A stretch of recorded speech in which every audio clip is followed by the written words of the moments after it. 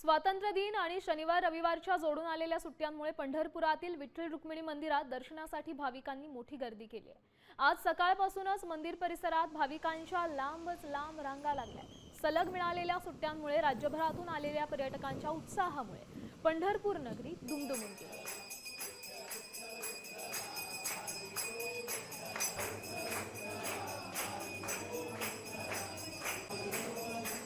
दरम्यान विठ्ठल मंदिरातून आढावा घेतलाय आमचे प्रतिनिधी भारत नागणे यांनी। पाहूया।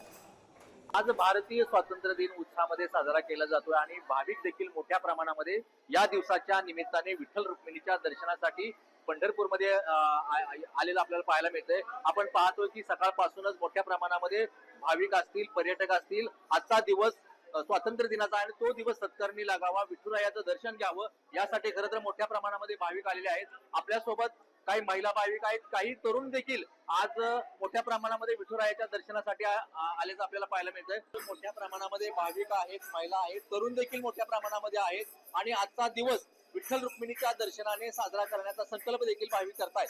कॅमेरामॅन राजू भारत नागणे, साम टीव्ही, पंढरपूर। मी साम टीव्हीच पाहते, तिथल्या बातम्या मला रिलेट करतात।